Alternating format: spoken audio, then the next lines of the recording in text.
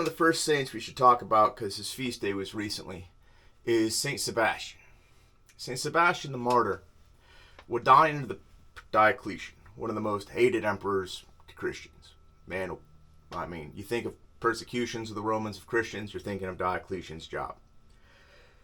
But Sebastian will be born in France. He'll study in Milan. He'll be a heck of a solid fighter, a soldier in the army, a legionary, and he'll be smart, not just strong, but smart, to the point where he's actually made a captain of the Praetorian Guard. So the only army that's allowed to exist in Rome proper is the Praetorian Guard. They're supposed to be the personal bodyguard to the emperor.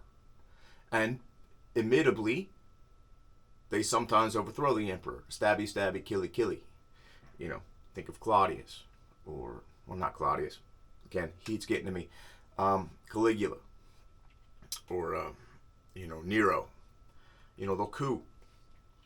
But he'll be a captain there, personal bodyguard to the emperor. And you see how this could create problems, right? Personal bodyguard to the emperor, Christian, emperor hates Christians, right? St. Sebastian will use all his wealth, all his power, start converting people to the faith, even risking his own life to convert other members of the Praetorian Guard. And he was successful at it, like St. Paul converting those people that were guarding him. St. Sebastian converts his brothers in the Legion and in the Praetorian Guard. And eventually, one of the guys that knew he was a Christian gets captured, and he's being tortured. And so Sebastian's left with a dilemma. Do I run? Do I flee? Do I try to save my skin? Or do I stay true to the faith? He opted to stay true to the faith. He stayed in Rome.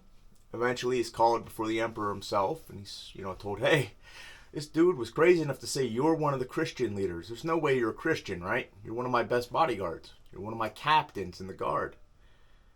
And Sebastian's response is, no, I'm Christian.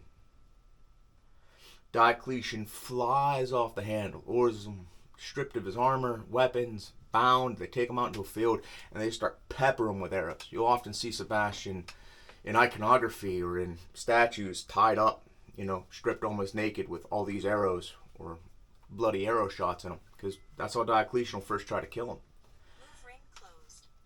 him. So after Diocletian tries to kill him with the arrows, he, by a miracle of God, survives. A Christian woman finds him, helps nurse him back to health, and over a couple weeks, months, he regains his strength. Now, again, a lot of people will be like, all right, you fought the good fight. They tried to kill you already. They all think you're dead. Peace. Go home. Live your life. Go, there's no internet. There's no Facebook stalking. Nobody knows your face outside of Rome. Get out of the city. Not Sebastian. Sebastian YOLOs it. He goes back to Diocletian. He goes back to the emperor himself. And again, the Praetorian know him. They knew this dude. I'm like, oh. He's like, yo, I need to talk to the old man. And he does. He just walks back into the emperor's throne room. He's like, hey, last one didn't work. Diocletian flies off the handle, and this time has him beaten on the steps there, right outside the palace. They throw his body into the Tiber. Again, Christians will be like, nah, that ain't happening. So they'll pull it out, and they'll bury him in the catacombs. But St. Sebastian shows us, you can be a soldier. You can do what's right, and there's strength in that. And there's value in putting yourself in those hard situations. There's value in doing what's right, staying true to what you believe. Not only when it's hard, but especially when it's hard.